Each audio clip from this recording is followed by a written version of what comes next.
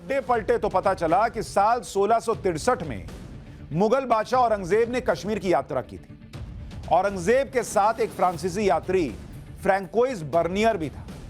Bernier ने अपनी किताब ट्रैवल्स इन मुगल एम्पायर में लिखा कि कश्मीर में यात्रा के दौरान वो एक प्राकृतिक गुफा में भी गया जहां बर्फ जमी हुई थी।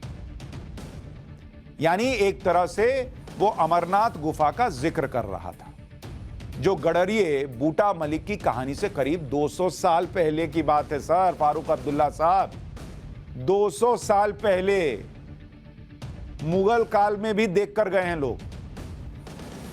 खैर, हमें लगा और तलाशते हैं क्या सबूत मिल सकते हैं।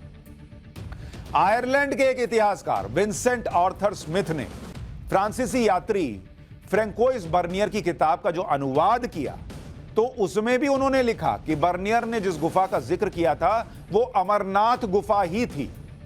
विंसेंट आर्थर स्मिथ ने लिखा कि बर्फ से ढकी वो गुफा अमरनाथ गुफा थी, जहां टपकते पानी से बर्फ की एक आकृति बनती है और हिंदू श्रद्धालु उस आकृति को भगवान शिव मानकर उसकी पूजा करते हैं। 200 साल पहले कोई गरड़िया नहीं था, ट्रैवलर था, लिख के गया।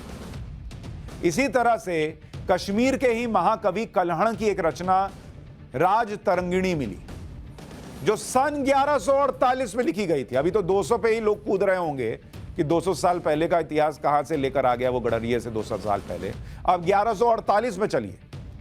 राज तरंगिणी में भी अमरेश्वर यानी अमरनाथ का जिक्र किया गया है। इस रचना के मुताबिक 11वीं सदी में रानी सूर्यमती ने अमरनाथ में त्रिशूल और दूसरे धार्मिक प्रतीक चिन्ह लगवाए थे।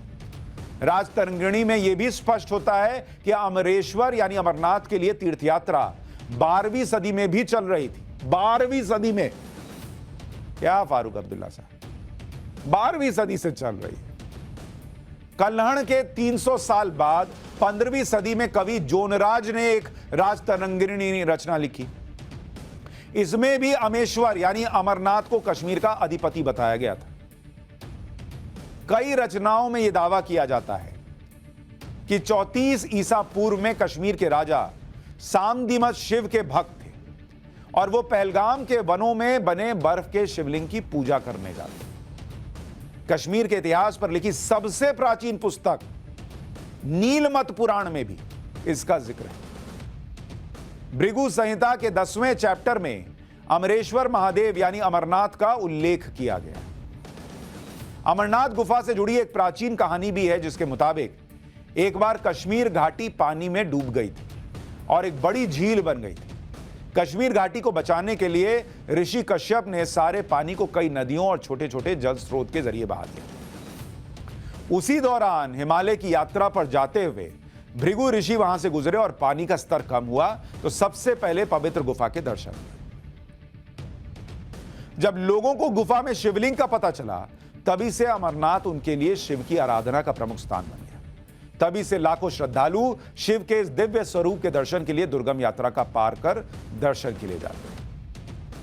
तो कोई फारूक अब्दुल्ला साहब को बताया कि कहानी अच्छी बात है,